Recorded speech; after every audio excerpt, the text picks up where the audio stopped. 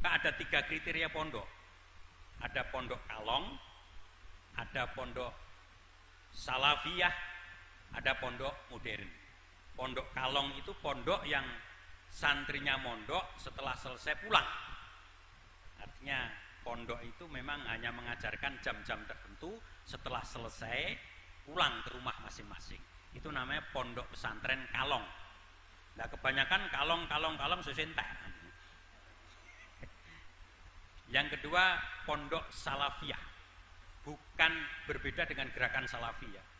Jadi pondok salafi itu pondok yang hanya mengajarkan satu mata pelajaran pondok. Misalnya tentang tahfidz. Hanya tahfidz itu saja. Berarti pondok adalah pondok salafiyah. Kemudian mengajarkan satu kitab fikih tertentu, itu berarti salafiyah. Mengajarkan nahwu sorob atau bahasa Arab tok, itu adalah pondok pesantren salafiyah. Maka Muhammadiyah sesuai dengan gerakan pencerahannya menggunakan sistem pondok modern. Pondok modern itu dikolaborasi, dipadukan dengan pendidikan formal. Kalau salafi tanpa pendidikan formal. Maka ada SMP Muhammadiyah 7, kemudian bersamaan dengan pondok pesantrennya. Itulah pendidikan pondok pesantren modern yang materi pondok pesantren itu tidak hanya satu, tetapi beberapa materi. Misalnya materi di madrasah sanawiyah juga diajarkan di pondok dengan pendalaman. Sebab kalau kita hanya satu materi, maka kita khawatir tidak akan mewujudkan kader santri yang berkemajuan. Ada 3 program pendidikan nasional. Yang pertama, pendidikan bertujuan untuk membentuk karakter yang kuat, yaitu pendidikan karakter. Karakter itu apa tuh Pak? Karakter itu semangat juang, ketulusan, keikhlasan, tanggung jawab, pantang menyerah, tidak putus asa. Itu adalah diantaranya beberapa ciri karakter yang kuat.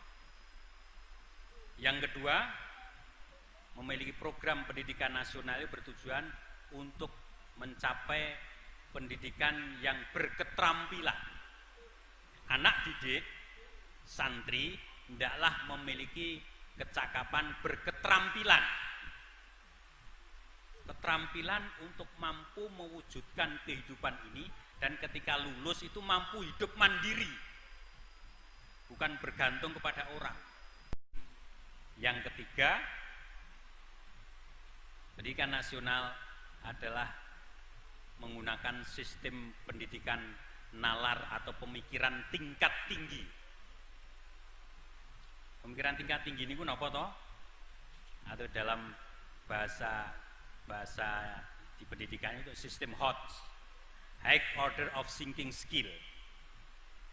Jadi pemikiran tingkat tinggi itu belajarnya itu dengan model analisa pendidikan. Jadi tidak terfokus pada hafalan, tetapi bagaimana mampu menganalisa sebuah pelajaran. Belajar Al-Quran tidak cukup hanya hafal saja, tetapi harus mampu menganalisa, memahami. Maka anak-anak santri pondok itu hafal boleh, tetapi harus diajar alat untuk memahami Al-Quran. Alat-alatnya apa? Ya